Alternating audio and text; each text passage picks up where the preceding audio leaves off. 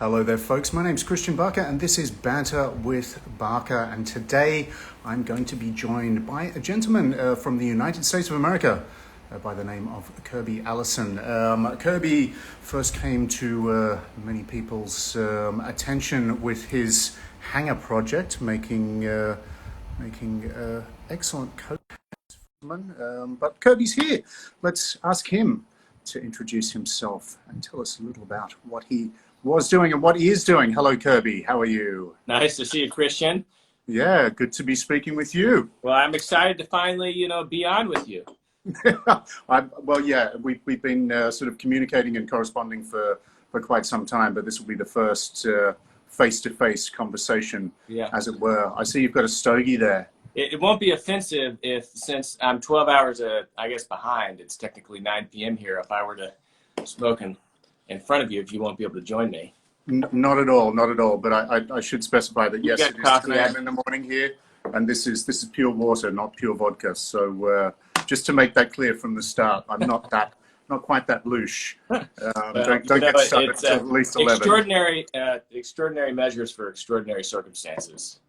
These are extraordinary times through which we are struggling on and living. But look, you seem to have been keeping very busy with the content side of things during the crisis that we've been suffering for the last 6 months or so. As I was sort of saying, in brief, in introducing you, you sort of first came on the hashtag menswear radar with the Kirby Allison hanger project, which I guess is still your core business. But in recent years, you've very much expanded out into a lot of other areas, and doing very well on YouTube, and creating a lot of content, doing a lot of interviews with the various sort of people from our leading names, bold-faced names from our milieu. How did that all come about? How and or why did all that come about? Yeah. Well, my entry into the hashtag menswear space really is probably more by accident than anything else. Just like you and so many other people, I've always had kind of a passion for, quality, really more than anything else. And I think as a young man, that kind of led me to the world of menswear and kind of bespoke menswear in particular. So that's kind of how I got started. First with the hanger project, where we sold hangers, literally just suit hangers and shirt hangers. Really with the idea of kind of helping support, the investment. You spend all this money on a bespoke garment. The fundamental thesis is that it's going to last for a long time. But if you can't find a good hanger to hang it on, that doesn't really hold true. So that's how it all started. And then, evolving into the YouTube space really was, again, just kind of a little bit by chance. That was certainly an effort, but, just, again, sharing and kind of teaching what we do. So, we got into the shoe care space after hangers. And, the reality with shoe care in the United States is, we were so far behind the rest of the world in terms of even understanding what to do with shoes. And in the United States, 5-6 years ago, people thought shoe care was a tin of kiwi wax polish. And you go to, France or Europe, and there's all these skilled cobblers that shine shoes and know how to restore shoes and take care of them. You just didn't see that here. And so, going to YouTube really first started out with us just doing shoe shine tutorials. And then from there, it kind of evolved into what my interests were, which again, continued to be just, the world of quality, craftsmanship, and tradition, as we call it. And, I love people. I love craftsmen and artisans. And so to be able to, kind of help them share their stories has been great. I've never been much of a writer, right? I've always envied people like you, Christian, that are just so quick with the word, and you make it look so effortless. Oh, you'd be surprised. It's not always. Well, I'm sure it's work, and you certainly labor at that. But I always found just being on camera to be so much easier, because I didn't have to actually write a script or do anything. It just was me having a conversation about what I was passionate about. And as you know, you get two passionate men in a room, and you give them something to talk about, we'll go on forever. There's a double entendre there somewhere, but I'm not going to go there, Kirby. what I have found since, I've been doing these interviews for the last 3-4 months, and we're up to like number 50, 55 or something of that nature. And I've just started just uploading them in a very sort of raw fashion onto YouTube as well to have it on another platform. But I've discovered that it's time consuming. It takes some time even to whack these things up there in a raw form. Whereas I'm sure what you're doing requires a little bit more editing, and there's a process there. How do you balance all of that kind of the time involved with everything else you need to do in your business? Yeah, I mean, it's certainly a challenge. I mean, for one, I don't edit, right? I mean, if that was the one thing that I knew that, if we were going to ever do this, whenever we started filming videos, I knew that there was no way I could edit these things. And so we've got a team of editors. We're essentially almost a video production studio now, it seems like. I've got, 4 full-time video editors back there, which is just nuts. Wow. Supporting the channel. And, as the interviews, the live streams, and we did a series of live streams during the coronavirus lockdown. Almost every day for almost 50 days. It was just nuts. Those honestly were pretty easy because it's just, you kind of run and gun it. There's no post-production. But a lot of the in-studio and the on-location stuff that we've done, like our John Law documentary that we filmed in London, that thing took us 6 months to edit and put out. I see. So, for us, at the end of the day, it's marketing. We get in front of so many people on YouTube that share this same interest with us that it's helped us in business. We really don't make any money on the YouTube channel directly, but it's what allows us to connect with like-minded, passionate gentlemen. It's fun. I enjoy it. It's what kind of energizes me. So it helps you sell a few more hangers and all of the other various bits and bobs that you've got merchandise on the website. Yeah, just like you and the Rake, and certainly us in a much smaller way than the Rake. But, we're kind of doing our part to, really help evangelize, dressing up and dressing well. Yep. And again, it's easy to take that for granted in Europe and London. But, again, here in America, as you know, we can use all the help we can get. Yep. Well, I think that's true of most countries. Most gentlemen today, well, most men, I should say, rather than gentlemen, but most guys, there you go. Just obsessed with dressing comfortably. And as you might have seen a couple of weeks ago, I had one of these conversations with the great Alan Flusser, and look, even he was saying.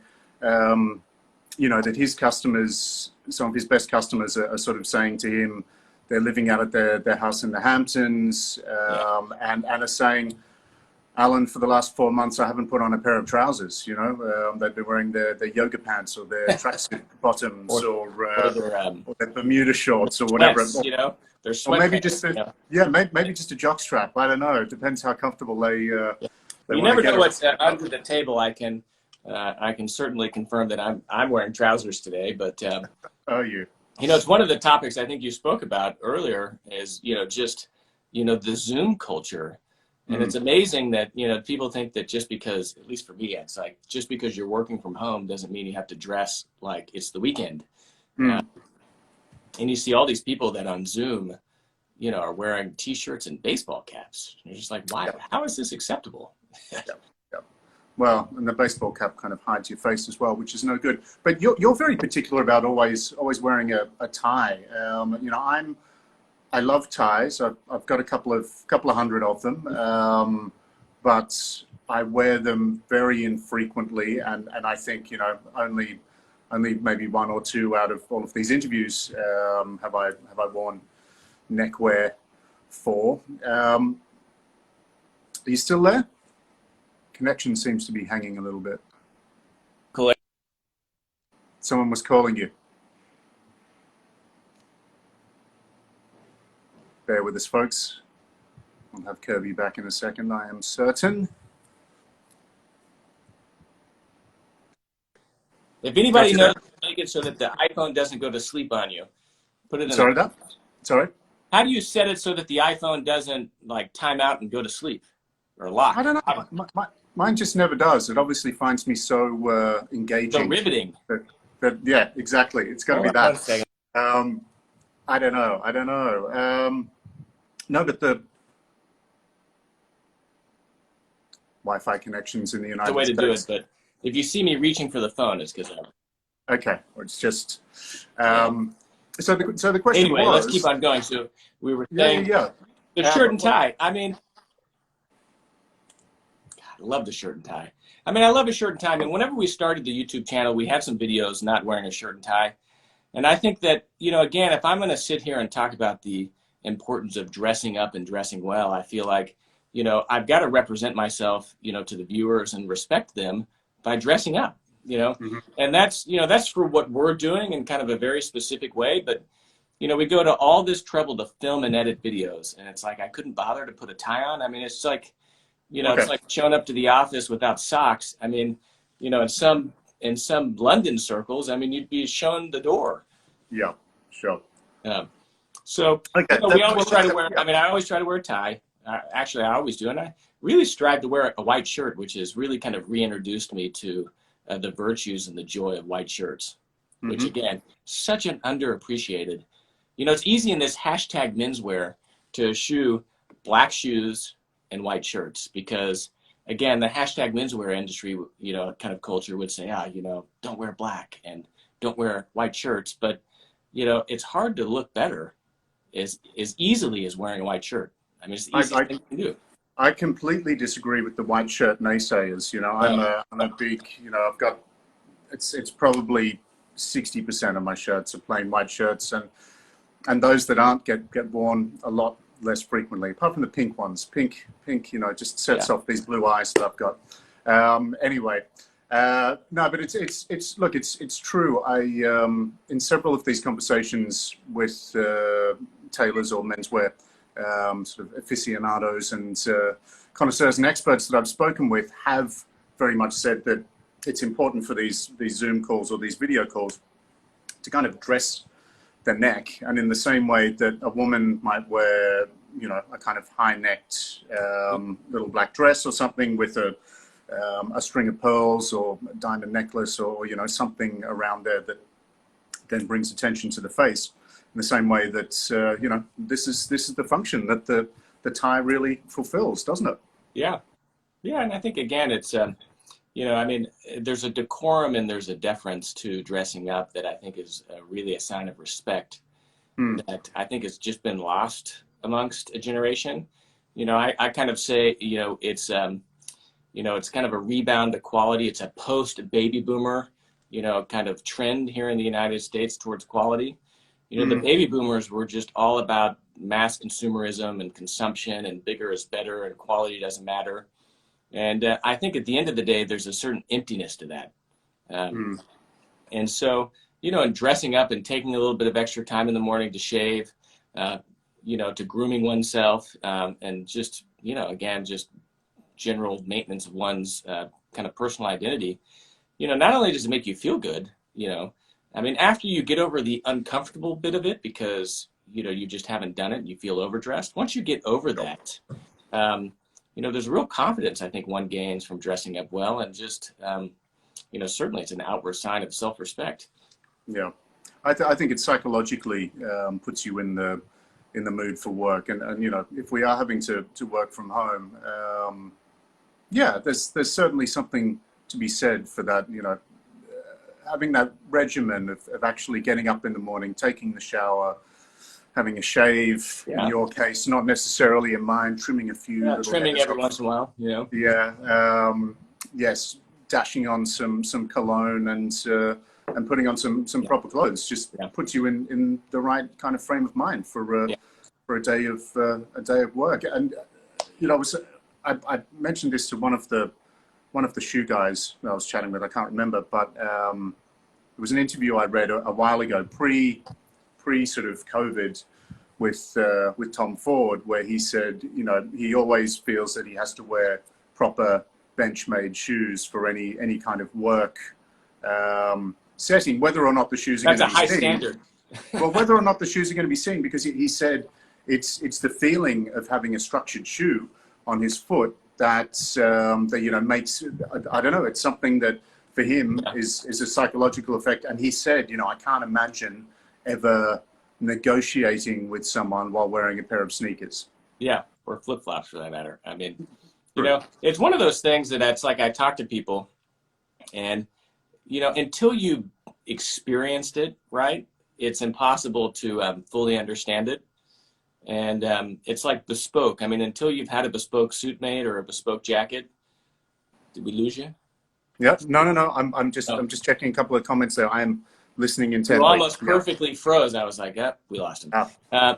But until you've experienced it, it's impossible to truly kind of connect and understand with what that feeling's like. And the moment you've worn a properly made garment or a proper pair of shoes, it's transformative. I mean, it kind of ruins everything else for you, and you realize that there is in fact something to it.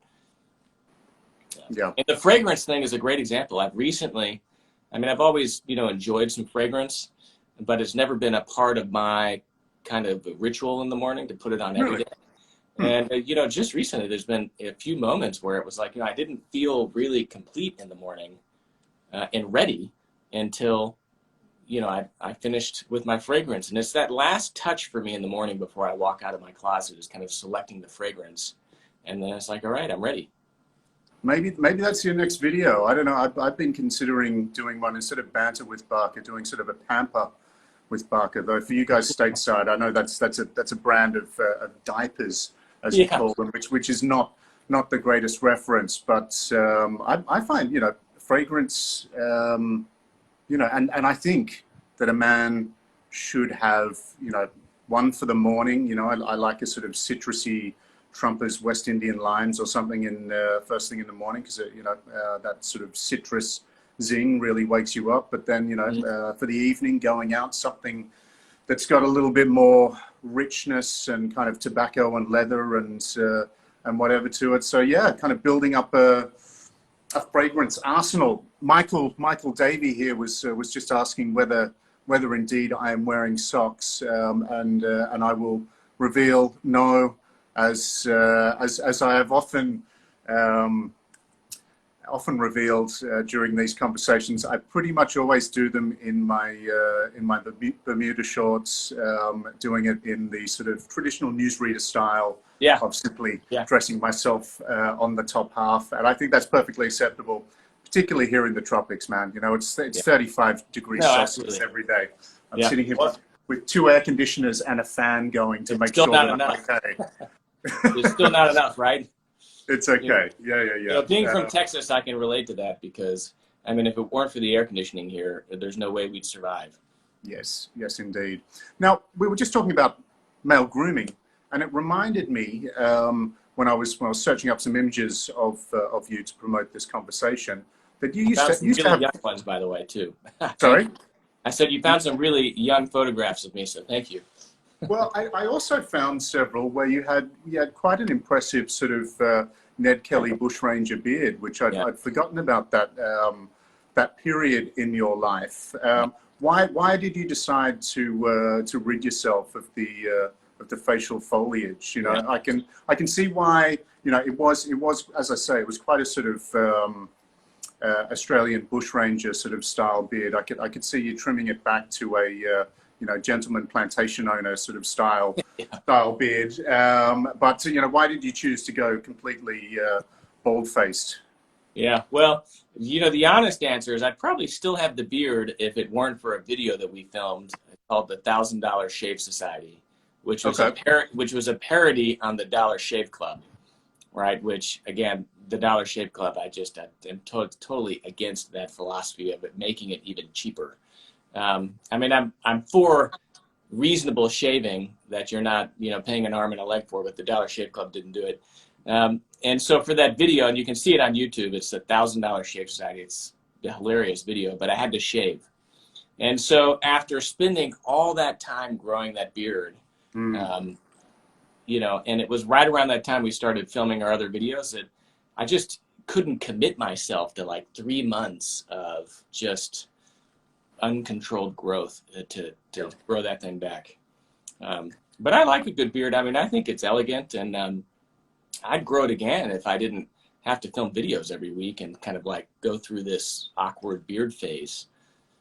I guess, but you know, you don't necessarily need full continuity. But you know, I do know where you're coming from. When I first grew mine, my wife said to me, "Okay, Christian, after you come back from, I think I was going to Europe for like PT and Milan menswear shows, and all that sort of thing. I was going to be in Europe for 4 weeks," and she said, "Okay, but when you come back, I want you to shave that beard off. You can have it while you're traveling, doesn't matter, but shave off the beard when you return." So I did. I got back. I went to the barber, had the delightful full wet shave, and got the whole thing removed, and then sat down at dinner that night, and Mrs. Barker said, "You know what? I preferred you with the beard. Can you grow it back?" Like, couldn't you have told me that yesterday? Well, yeah. Well, that was I guess she had to see it, but it's been a fixture since then. Yes. Now I kind of miss the beard, but the other thing I have to say is a nice wet shave. It doesn't have to be with the. I mean, here in the United States, you can't find a barber to do a proper kind of shave like I'm sure you can find in Singapore. But even a proper wet shave with just a good badger brush and a double-edged safety razor, again, is it's a really kind of refreshing experience in the morning. Yeah. And, you don't have to spend 30 minutes shaving in order to enjoy it. I probably shave in 5 to 10 minutes and still an enjoyable ritual. Absolutely. No, certainly. Now, look, I would like to ask you. You keep commenting on America being a barren wasteland for men's style and elegance and so forth. Dressing as you do and venturing out into the general public. How do you find that people react to the way you dress and the fact that you dress quite properly? Yeah, well, I think that there is a group of people that inherently feel uncomfortable. Because, in the act of dressing up, it juxtaposes you against everyone else, or at least them against you. And I think it reveals to people how underdressed a lot of people are. But I'd say generally, I feel like I'm treated better being dressed up than if I just were dressed in an ordinary way. And so, again, I think that for me, again, the YouTube channel really helped kind of force me into this habit of dressing up every day in a suit and tie because, like you, I mean, for the longest time, if I didn't have to put on a suit and tie, it's extra time in the morning, I wouldn't do it. I'd come into the office with a pair of jeans, a nice pair of shoes, and a button-up shirt, but no jacket, and certainly, not wearing proper trousers. And the YouTube channel kind of forced me to get into this habit of really just doing it every single day, and, I don't look back. Now, it's not to say I don't wear a pair of jeans occasionally or, shorts on the weekend. Of course we all do. But, again, I think that, there's a certain commitment to dressing well that I've really grown to enjoy. And I think the biggest fruits of dressing well is actually whenever one travels. Again, it's a little bit counterintuitive where you think, I'm traveling, I'm going to be on an airplane, so I want to be comfortable. But going through the airport in a suit and tie, you were treated so much more respectfully by everyone than, if you just were another, kind of one of the masses, in their warm-ups, getting onto the airplane. Yeah, exactly. A hat, too. I travel with a hat. And that's the word. Traveling with a hat is can be a bit of a challenge in today's new world of restricted overhead locker space. But no, look, you're absolutely right. Although that said, if you're wearing a pink velour juicy couture tracksuit, but holding that first class ticket in your hand, you'll be treated well nonetheless. So, but that's only once you get on the airplane. I mean, until you board the airplane, nobody knows you've got a first class ticket. Yeah. And there's been a few quick occasions that I am almost certain that I got an upgrade because of, to first class business just because I was dressed well. Well, could have been my good looks. I think that's worked in my favor as well. But I've also found that on the rare, upgrades are kind of rare these days. Maybe less so domestically, but there was once when I was very fortunate to be upgraded from Los Angeles to all the way to Singapore, which was that was pretty good. And Yeah. that came down to me being polite and friendly to the ladies at the lounge, whereas the fella before me was very, very rude. So you know, I think Well, that I think that good manners trumps are just as everything. important. You know, that trumps everything. I mean, you know, a true gentleman is never rude, Mm, and always seeks to, you know, respect others and make them feel comfortable. And that first and foremost, you know, kind of almost goes without saying. yeah, absolutely. So when Going, was going, the last time? So when's the last time you've been on an airplane? I mean, what for me it was. uh, it was the first week of March, and even that was an edgy one, but it was because my daughters had a international dance competition in Bangkok. Not pole dancing, fortunately, but it was yeah. Even that was something that I was you know, really hesitant to go on that trip, and the airports were quite empty even at that time. So I don't know. I'm not in a hurry to get back on a plane, and even if I were, Singapore is a bit like you know, that old English series from the 1960s called The Prisoner. There's no escaping this island now, although it's relatively idyllic here. So yeah, call me number six. Now, but I just want to go back to dressing properly, and it's something that, you know, I see a lot of kind of menswear bloggers who, or you know, and some of the very popular guys out there. It very much descends into costume. They look like they're extras from a you know, a Bonnie and Clyde film or something. Like they should be a bank teller in the Old West, or I don't know.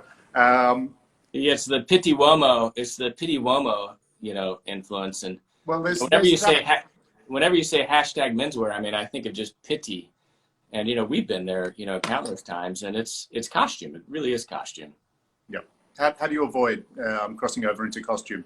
How do you keep it contemporary but classic? What's the secret? You know, I mean, I kind of say I'm not creative enough to dress like that. It's just not in my nature. I mean, I think that whenever I approach dressing, the reason I'm drawn towards classic menswear is because it's so foundational in its approach that really it's easy.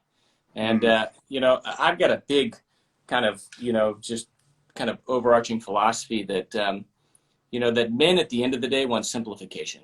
Like we want to simplify our lives, not complicate them.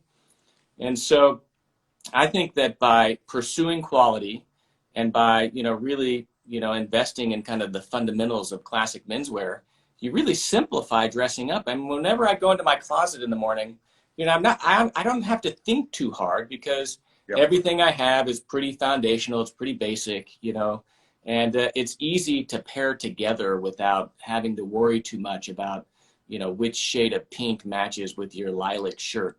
I mean, people like Nick Folks. I mean, Nick Folks, I think, does an exceptional job of kind of contemporary dressing, but a little bit on kind of the costume side of it. And I've got a lot of respect for him because, you know, for him to pull off his outfits every day, I mean, it's probably gotten easy for him at this point, you know, but for me to dress like that, I mean, I would be just, I wouldn't know what to do in the morning. I'd lock up. I'd be like, you know, which bracelet, how many, you know. No, but it's true. It's you know, you've got your sort of Mark Zuckerbergs of the world who say, I need to dress in the same thing and in this uniform to keep it simple.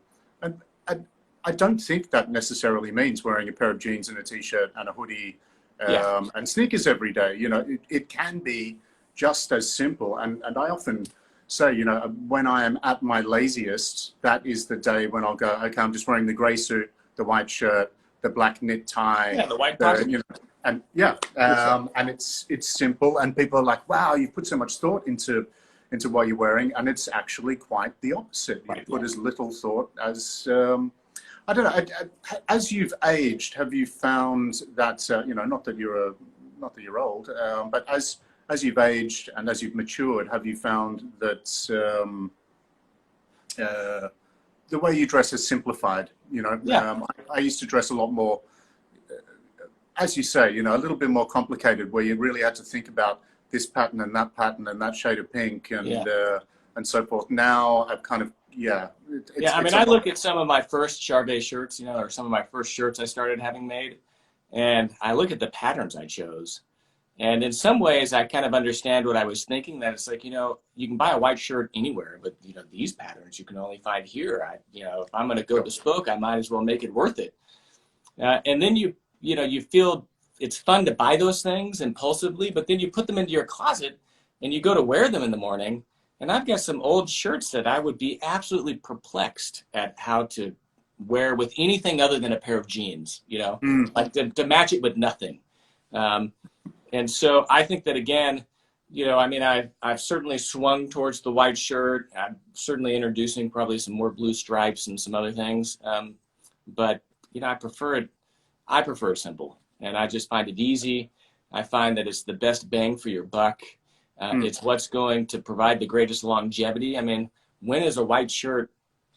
I mean, when are you going to wake up and be like, I don't like my white shirts anymore? I mean, no one's ever said that, you know, I think. And so I just, you know, the older I get, and I guess, you know, the more I kind of progress through this journey, which, you know, we're all on, I just find that, you know, I'm even more rigid and more disciplined in my purchases, to say, you know what, like, I'm not going to do that. I'm going to focus on kind of what it is I enjoy and what I know I'll wear. Yeah. This period has been a very difficult time for you know, shoemakers, tailors, everyone. Well, right down to much more sort of quotidian garment makers.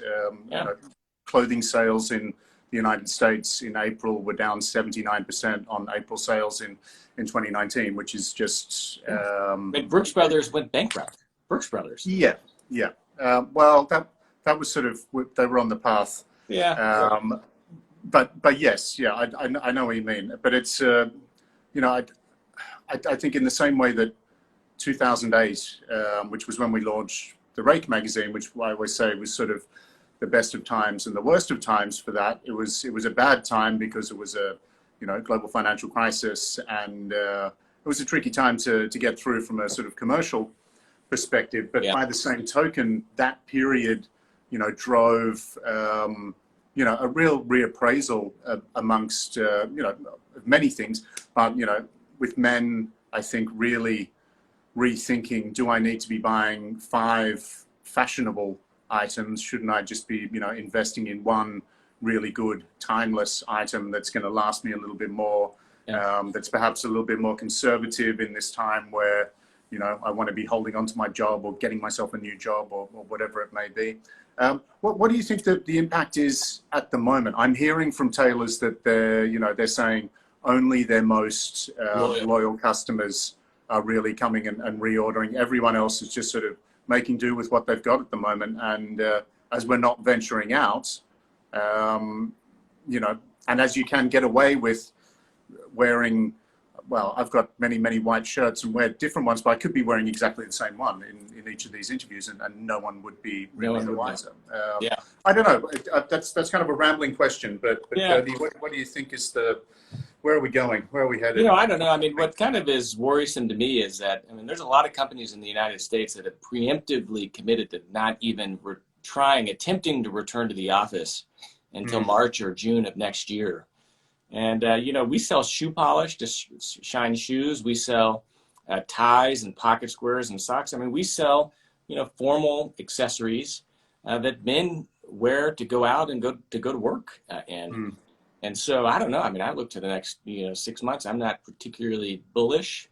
I mean, you know, I will get through this, but I've got no idea. I think that, you know, what I often think about is, okay, you know, after being locked inside, not being able to go shop for clothing, you know, for the better part of a year. I mean, let's be honest, you know, I mean, our best case scenario is, you know, there's a vaccine at the end of the year, and by March or April of next year, you know, we start getting enough, you know, penetration of that vaccine that, you know, people are able to kind of start traveling more freely.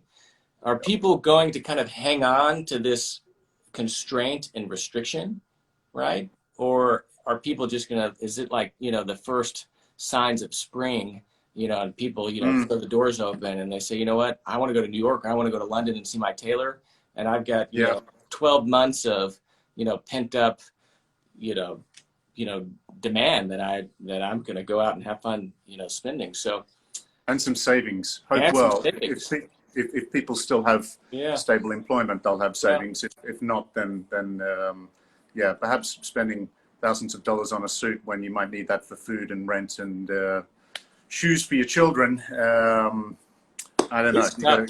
I mean, I have to say it's tough. I mean, it's depressing, I think, in a lot of ways. And I think one of the things that's really been fascinating about this, you know, I mean, I say fascinating, you know, one of the things I think that's been just interesting is how disproportionately this has impacted people, right? I mean, people that are in retail or people that are in services industries or restaurant, you know, or tourism, I mean, their lives have been destroyed. I mean, if you are a restaurant owner in New York or a hotel owner, or, you know, or you're in the hospitality, how do you recover from this? I mean, you know, there's been a lot of printing of money and a lot of unemployment benefits that I think have kind of strung people along. So hopefully that keeps everyone afloat. But, you know, they've been hit hard. And then you've got other people that are consultants. And you've certainly, in America at least, I mean, you've seen a lot of downsizing of workforces, even amongst, you know, the large kind of blue chip consulting firms. You know, but for the most part, they're fine. I mean, they get to work from home or work from anywhere. You know, they're still collecting full salary and not spending any money on travel, entertainment. You know, I mean, they're cooking at home. And so those people, I think, are going to exit out of this, I think, with a lot of savings. But who knows? Yep. I have no idea. And want to spend it on a new ivory back scratcher, perhaps. You know, or some beautiful cigars or a nice cigar cutter. You know, I mean, I think that, you know, I mean, I don't know. I mean, I don't really miss the restaurants, to be totally honest. I mean, we eat pretty well at home. I made a beef Wellington this last weekend for the first time. That was fun. That's a good dish. That's a dish and a half, indeed. You know, so we're probably spending more money on home entertainment than you know we used to. But I've got no idea. I can't wait until I'm able to return to London. I really miss it. I miss the restaurant. Well, I miss the travel, and there were a bunch of places that myself and my family would have been this year if not for what's happened. But here I am stuck in a 700 square kilometer island, which fortunately is a little bit of a tropical paradise. So things could be far worse. But I do miss. I don't know. Our restaurants have reopened. We're able to go out and sort of carefully sit well distanced from one another now, because things have been relatively well handled here in Singapore. But you're so lucky in that perspective. I saw some of your photographs this weekend from, you know, or was it this past weekend, the weekend prior, of you at the pool at some resort. Now, is that your condo? Is that your high rise, or is that you? No. That was we took a little bit of a staycation, which is probably the kids just went back to school today again, which we're fortunate for. So yeah. It's kind of an off-on thing with still a bit of a home learning element to it, but yeah. That's why it's so quiet right there for you. It is. There was the leaf blower guy outside before, but he's gone away. The dog's being quiet. Everything is pure serenity. No, so we took a little bit of a staycation at a couple of lovely hotels here in Singapore, the St. Regis for just my wife and I, and the W Hotel with the kids, which is, you know, kind of fun place to go. But it looked like you had the place to yourself. Well, it was. I certainly wouldn't say that was the case, but they were. You sort of had to book your time at the swimming pool, and say I will be there between 11 and 1 p.m. because they restricted it to a certain number of people, and if it had exceeded those certain numbers, then they might have said no, you can't go to the swimming pool. So restaurants, maximum number of people. You can only have the maximum 5 people at a table anywhere. You can have 5 people over to your house at one time. So it's pretty pretty restricted. Every door you walk through, you're scanning a QR code. you're going on the government tracking thing, which is Are tracking you where really you scanning a QR code? everywhere. You know, you walk into a shopping mall, you're scanning a QR code. You go into a particular shop, in there you're scanning a QR code. They're taking your ID number, your telephone number, and if it turns out that someone was strolling around in the same place at the same time as you with the dreaded virus, then someone's going to come and knock on your door and probably put you in quarantine for a couple of weeks. So It's amazing. I mean, yeah. you can only get away with that in Asia. I mean, Well, Singapore's a unique model. America, as many of my friends over there said to me months ago, we're obsessed with our freedom and our freedoms. So, yeah, it's going to be tough to police some of these things, as it appears that it has been with, anyway, let's not get too much into that. Let's not dwell. No. I mean, but I think, going back to what you were saying about people who are suffering and their livelihoods are suffering, what isn't thought about enough perhaps is that it's an ecosystem. So in the same way that if a restaurant shuts down because it can't do business, then the small farmer who is supplying lettuces to that restaurant, that's a very farm to table place or whatever, he goes out of business. And then that farmer is no longer shopping at his corner shop because he's, it's a domino effect, isn't it? In the same way that for someone like me, a bunch of the magazines and things that I write for have gone, oh, we're only going to print 3 issues this year instead of 10 or 12, or, we're not going to write about travel, and we think it's tone deaf to write about, luxury goods and stuff that people are, less kind of focused on right now. So, yeah, ecosystem, well, it is. Chain reaction. And, going back to the bespoke world, I mean, I feel like the luxury goods in Europe, I mean, it's kind of a delicate ecosystem. I mean, so Maglia Francesca, I mean, the famed kind of Milanese umbrella maker, we just placed a big order of umbrellas with them because we kind of want to support them through this as much as we can. And, they have a supplier that does the little embossed logo plates, and they went out of business, you know? And he's like, where do you go to? I mean, he was, that guy was the only guy that did it as it was, and, he goes out of business, and what do you do at that point? And so, I don't know. I mean, I think that luckily in the bespoke world, you've got a lot of passionate customers who are loyal and who can kind of support, these artisans through all this. And, I think that it's like, look, let us take this straight to finish. I mean, I wonder, like a Henry Poole for an American client, what do you say to that guy? I mean, we're not going to be able to travel over there to do any fittings anytime this year. Yep. So, let us take it to finish, and, we'll just commit to the alterations later. I mean, have you spoken to, I mean, I haven't, I had Simon on, during the hard lockdown, where they were just getting back to the office. And, he's saying, yeah, I mean, we've got enough of a book that we're busy, and, we've got loyal customers that will continue to place orders, but what happens in December after they've made all that stuff? And, what do they do? The shoemakers, I mean, another great example, they really rely pretty heavily on travel. And, George Cleverly that travels extensively, and a majority of their business is certainly outside of London. What do they do? What do you do? Well, young George Glasgow Jr. tells me things are still ticking along well. He's still very...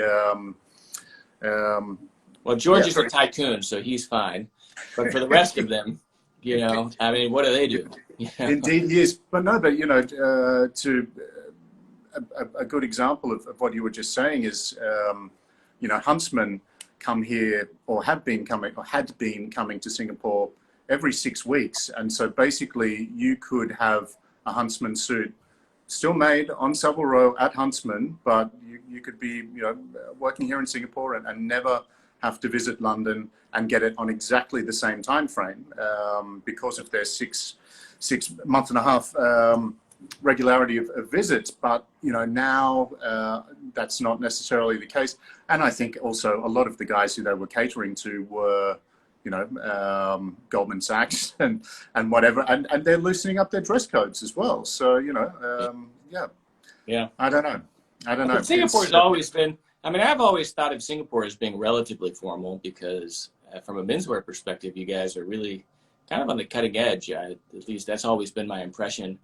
No, it's sadly it's a completely No, I think I always remember there's a description in Saint Jack, the book by Paul Theroux, about sort of Singapore in the 1960s, and he describes the protagonist of the book, who is a shipping chandler by day and a pimp by night. What book is this? Because I'm always looking for a good book to read. It's called Saint Jack by Paul Theroux. And very much about Singapore in the sort of late 60s, early 70s. And the protagonist describes his boss as being a guy who wears, a polo shirt or a Hawaiian shirt, a pair of shorts, a pair of flip-flops, and a very, very expensive watch. Now that is basically the default rich guy sort of look in Singapore. If you're the boss, if you're the tauke, you've got a very, very expensive watch, a very, very expensive car probably that you step in and out of, and everything else is quite casual. You might go and see George Glasgow Jr. and get yourself some nice alligator loafers every couple of months when George swings through. But yeah, the attire, I think it's an illusion that the Rake and Kevin Sear and probably me, I'm slightly responsible for creating this illusion over the last decade or so that we are the dandyish outpost of Southeast Asia. If only that were true. But well, at least there's a few waypoints then to at least aspire to. But so I guess if I ever traveled to Singapore, I'd show up with like all my best, and I'd realize that really I packed the wrong island. Just be swathed in linen. I think I keep suggesting that Raffles Hotel should have a rule that gentlemen must be swathed in linen and wear a Panama hats and be smoking a stogie like you. Yeah. And can we just take a moment and appreciate linen? I mean, linen I think is my favorite fiber, if you will. Absolutely.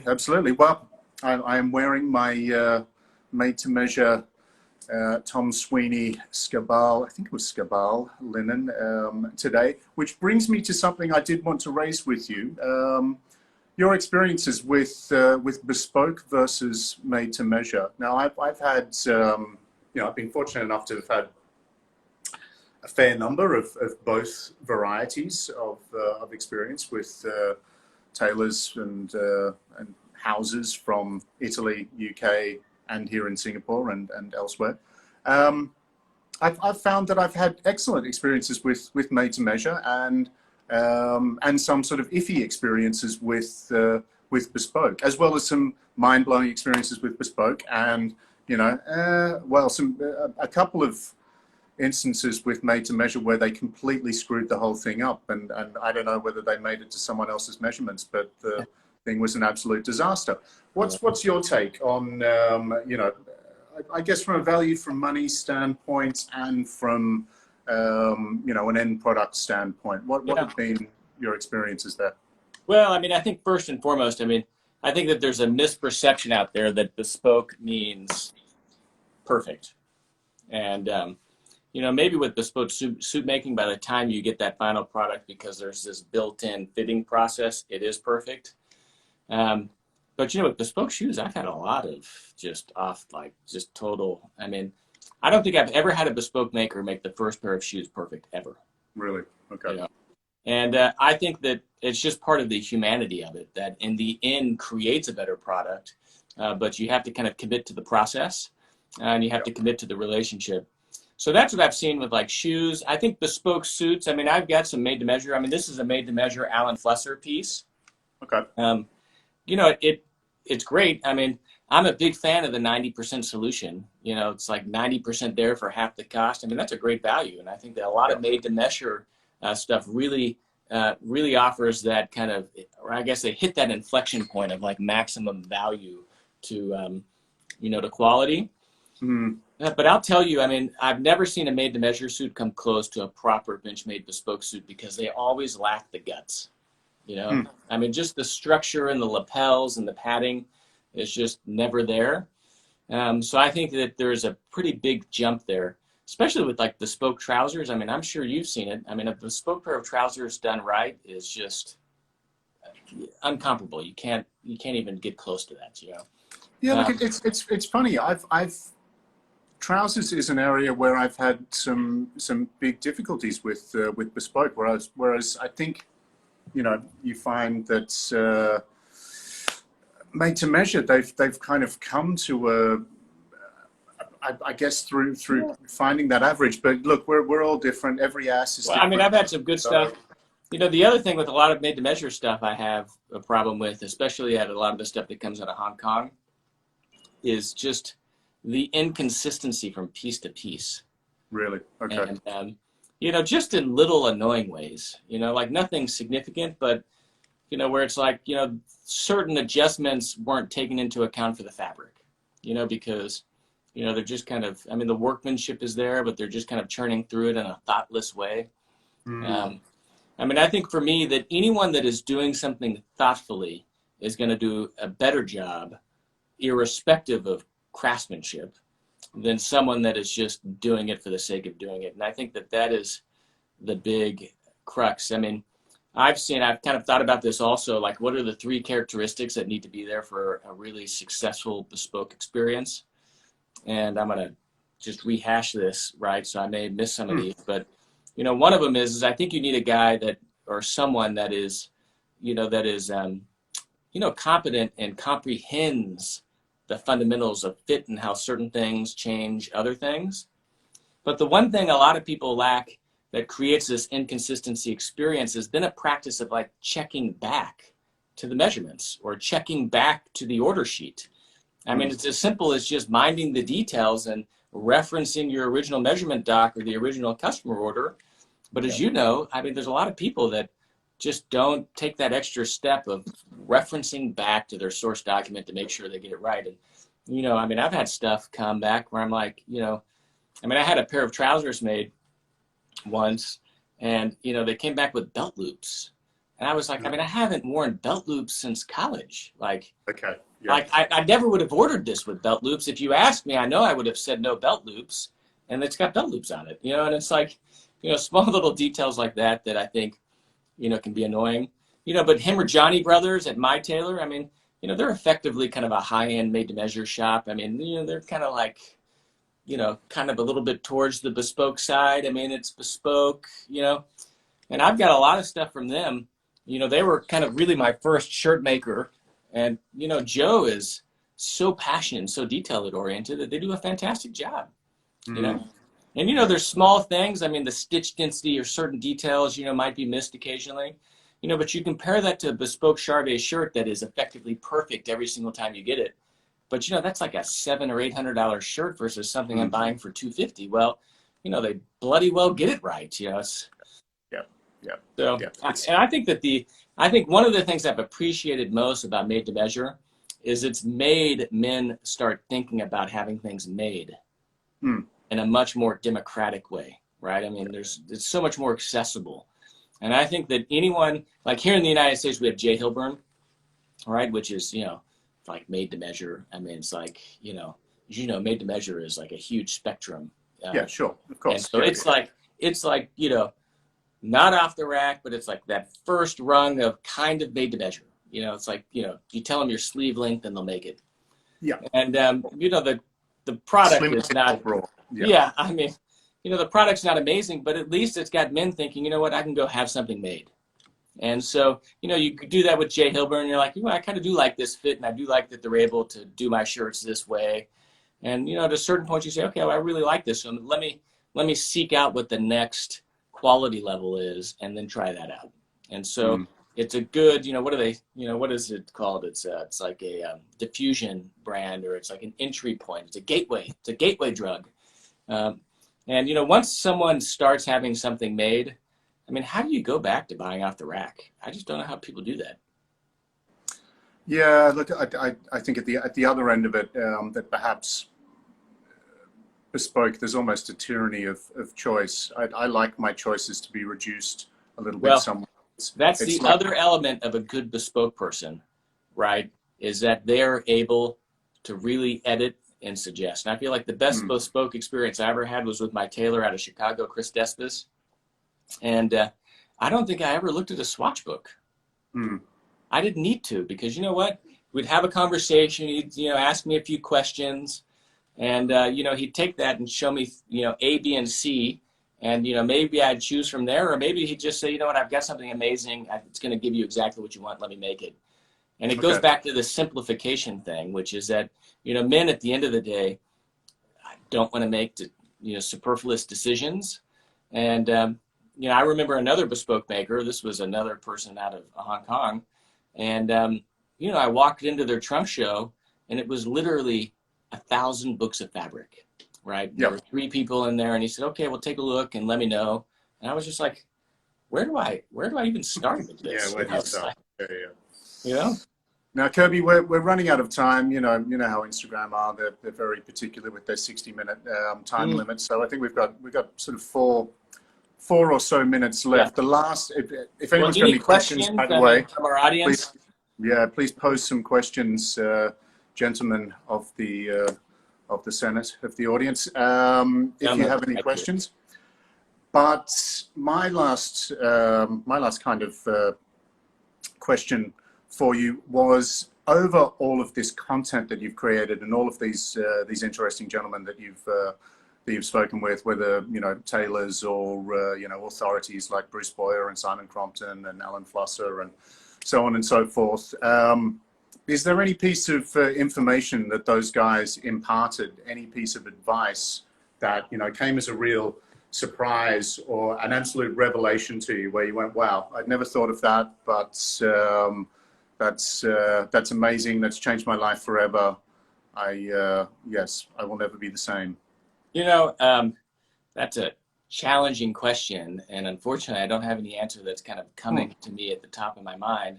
But I've never interviewed you on this channel, so I mean, do you have any, kind of any mind-blowing, life-altering advice that you've received that you can share?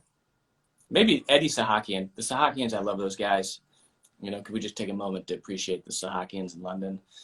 Eddie did say one thing, actually, now that I think about it, that was really kind of, just really resonated, which was, and I'm going to paraphrase him, we had some live streams with him, and if you can go back and watch those live streams, we kind of, all the stuff we've done with the Sahakians are some of our best content, because they're just such great people.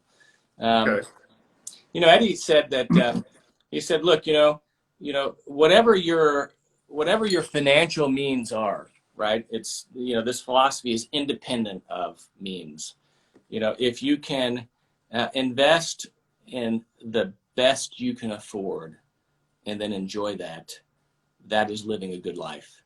And I think that that is a powerful philosophy. That it doesn't mean you have to buy bespoke. It doesn't mean you have to go get, the Rolls Royce, but if you can be thoughtful, deliberate, and really constrain yourself to invest in really the best of whatever it is you can afford, you'll enjoy it more. And I look at some of my bespoke purchases and just some of the things I enjoy the most, it's a crystal highball that is the same pattern from my grandmother.